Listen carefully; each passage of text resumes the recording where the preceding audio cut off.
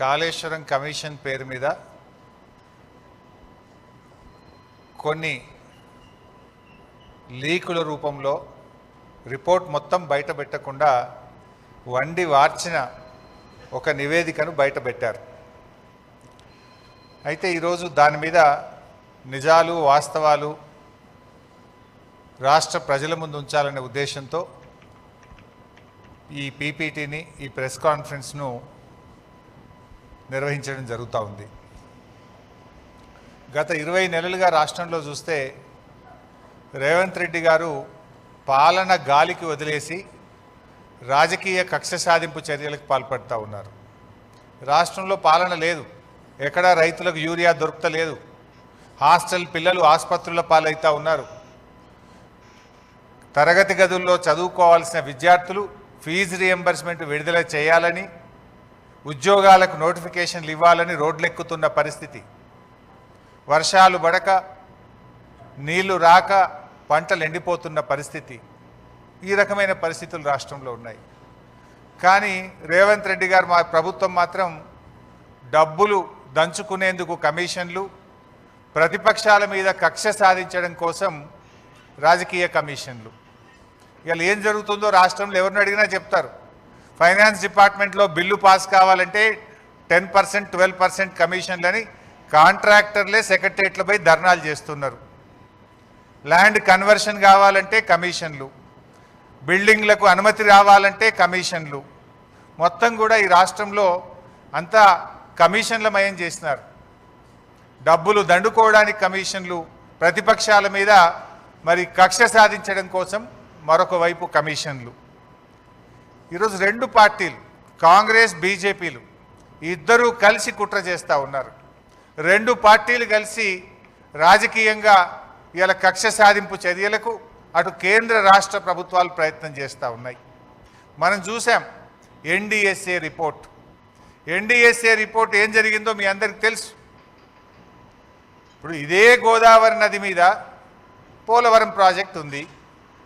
మరి పోలవరం ప్రాజెక్టులో కుప్పగూలింది, 3 సార్లు కూలింది. 3 సార్లు కుప్పగూలిన ఆడికి ఎన్డీఎస్ఏ పోలే. ఇదే గోదావరి నది మీద అక్కడికి ఎన్డీఎస్ఏ పోదు, రిపోర్ట్ ఇయ్యదు. కానీ మేడిగడ్డ బ్యారేజ్ మీద మాత్రం పిలవకుండానే, రాష్ట్ర ప్రభుత్వం కోరకుండానే హడావిడిగా వచ్చి అసెంబ్లీ ఎన్నికల ముందు ఒక రిపోర్టు, పార్లమెంట్ ఎన్నికల ముందు ఒక రిపోర్టు, బీఆర్ఎస్ పార్టీ రజతోత్సవం జరుపుకుంటే దాని ముందు ఇంకొక రిపోర్ట్ ఇస్తారు. అది బీజేపీ నీతి. ఇప్పుడు ఇక స్థానిక సంస్థల ఎన్నికలు వచ్చినాయి, రేపో మాపో లోకల్ బాడీ ఎలక్షన్లు వస్తున్నాయంటే ఇప్పుడు మేడిగడ్డ, సుందిల్లా, అన్నారం మీద కాళేశ్వరం కమిషన్ రిపోర్టును మళ్ళీ బయటపెట్టి రాజకీయ కుట్రలకు ఈరోజు ఈ ప్రభుత్వం పాల్పడతా ఉంది. అంటే ఎంత దుర్మార్గంగా, దానికి మీడియానే సాక్ష్యం. మీరే ఇక పిలుస్తుండ్రు అని రాసిండ్రు కమిషన్ ముందుకు. మీరే రాసిండ్రు కేసీఆర్ గారిని, హరీష్ రావు గారిని పిలవవలసిన అవసరమే లేదు, నివేదిక పూర్తయింది, రేపో మాపో ఇస్తారని మీరే రాసిండ్రు కదా. ఆ తర్వాత మళ్ళీ ఏం జరిగిందో ఏందో తెలియదు కానీ రేవంత్ రెడ్డి పోయి మరి ఏమైనా దండం పెట్టిండో ఏం చేసిండో కానీ రాత్రికి రాత్రే కమిషన్ గడువు పెంచిండ్రు. మళ్ళా రాత్రికి రాత్రే లీకులు. ఏమని? హరీష్ రావు గారిని, కేసీఆర్ గారిని కమిషన్ పిలిచింది, మాకు నోటీస్ రాలే. గమ్మత్ ఏంటంటే మాకు నోటీస్ రాలే, మీడియాలో మాత్రం లీక్ వచ్చింది. ముందు రోజేమో పిలుస్తలేరు, రిపోర్ట్ ఇచ్చిండ్రు అన్నారు. తెల్లారేమో లే రిపోర్టు ఎక్స్టెన్షన్ ఆఫ్ టైం అయింది కమిషన్కు, నోటీస్ ఇచ్చిండ్రు అన్నారు. మాకు నోటీస్ రాలే కానీ మీడియాలో మాత్రం నోటీస్ వచ్చింది. అంటే ఇదంతా ఒక కుట్రతో జరుగుతున్నదనేది చాలా స్పష్టంగా మనకు అర్థమవుతూ ఉంది. అయితే నిన్న ప్రభుత్వం ఏమో ఒక 60 పేజీలతో రిపోర్ట్ రిలీజ్ చేసిండ్రు. ఆ రిపోర్ట్ చూస్తుంటే అవాస్తవాలు, అబద్ధాలు, రాజకీయ దురుద్దేశాలతో కూడినటువంటి ఒక 60 పేజీల రిపోర్ట్ను బయటపెట్టినారు.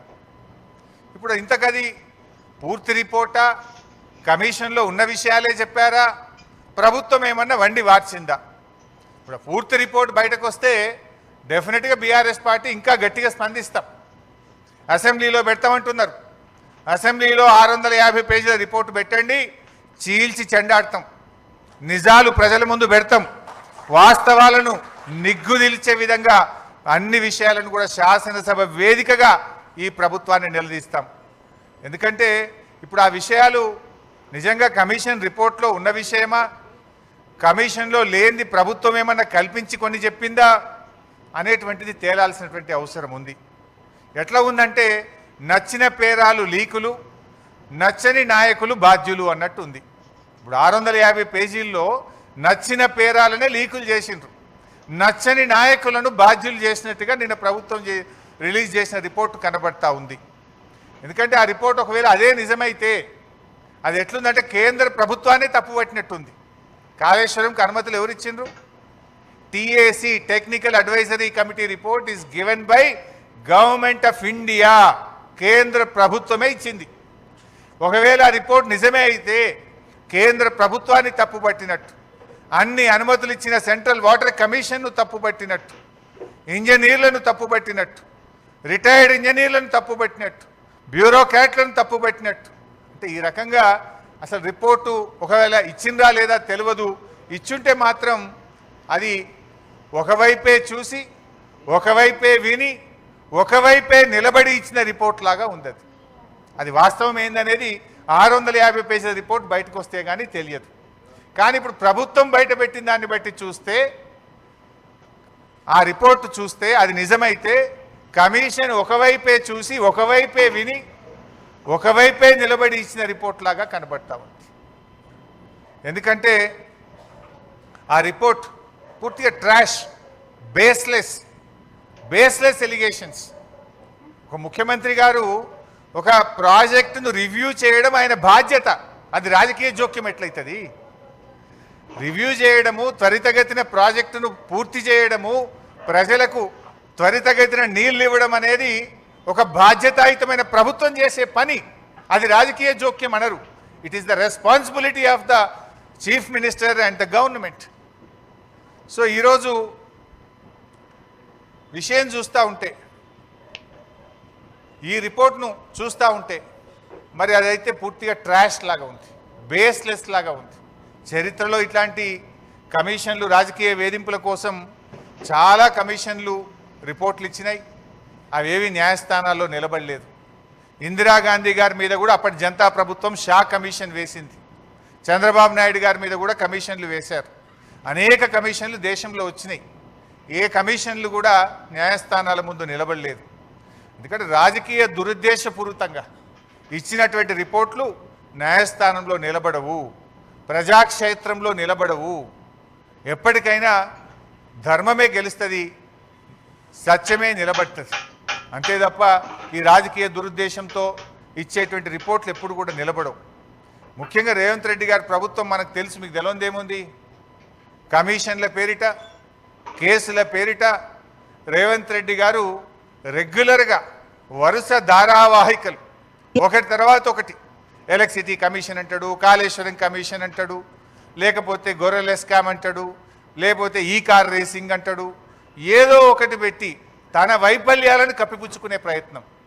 ఆయన ఫెయిల్యూర్స్ మీద చర్చ జరగకుండా, ప్రజలు తిరగబడకుండా లేని కుట్రలను వరుసగా ఒక సీరియల్ లాగా నడుపుతూ ఉన్నాడు.